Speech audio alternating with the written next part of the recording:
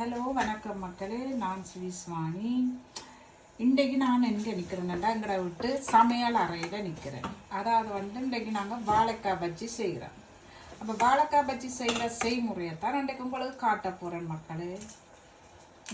இந்த காணொலி பார்க்குற நீங்கள் சப்ஸ்கிரைப் பண்ணுங்க, லைக் பண்ணுங்க.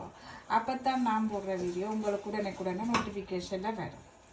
வாங்கோ வாழைக்காய் பஜ்ஜி செய்கிற காணொலிக்குள்ளே போவோம். இப்போ நாங்கள் இந்த வாழைக்காய் அடைச்சி சீவி போட்டு வச்சிக்கலவா இந்த இப்படி பீஸாக வெட்டி வச்சிருக்கு இங்கே இப்பையா. மற்ற இதுக்கு கிழவன்மா இதுக்கு என்ன போட்டிருக்கிறோம்டா, கடலைமா, அரிசிமா, பேக்கிங் சோடா, மற்றது சில்லி பவுடர் போட்டு நல்லா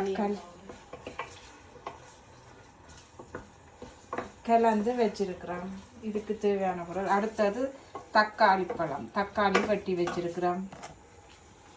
இதுக்குள்ளே இப்போ நாங்கள் பாருங்க நாங்கள் நல்லெண்ணெயில் பொரிக்கிறோம். இதுக்கு நல்லெண்ணெய், அதுக்குள்ளே வெங்காயம், இஞ்சி, கருவேப்பிலை, 2 செத்த மிளகாய் போட்டிருக்கிறோம், 4 செத்த மிளகாய். அந்த செய்முறையத்தான் நீங்கள் பார்த்து கொண்டு இருக்கிறீங்க. இப்போ இதுக்கு தக்காளிகள் நாங்கள் தக்காளி பழம் வெட்டினது.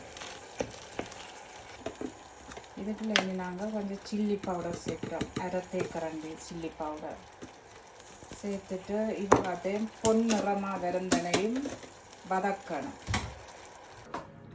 இப்போ இந்த கிரைண்டருக்கு சட்னிக்கு அரைக்க போகிறோம்.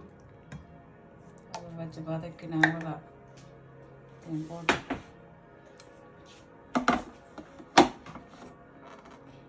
சுட போட்டு அரைக்கக்கூடாதா? வச்சு துவைக்கிறோம்.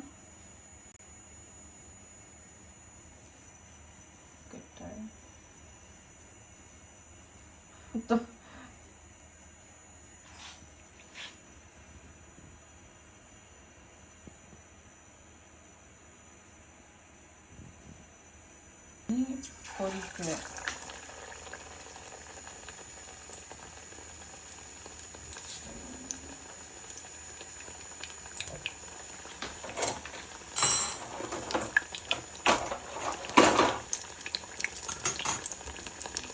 பஜ்ஜி இப்படிதான் பொரிச்செடுக்கிறேன் மக்களே. நீங்களும் செய்முறையை பின்பற்றி செய்து பாருங்க. மீண்டும் ஒரு காணொலியில் சந்திக்கிறேன். பாய்.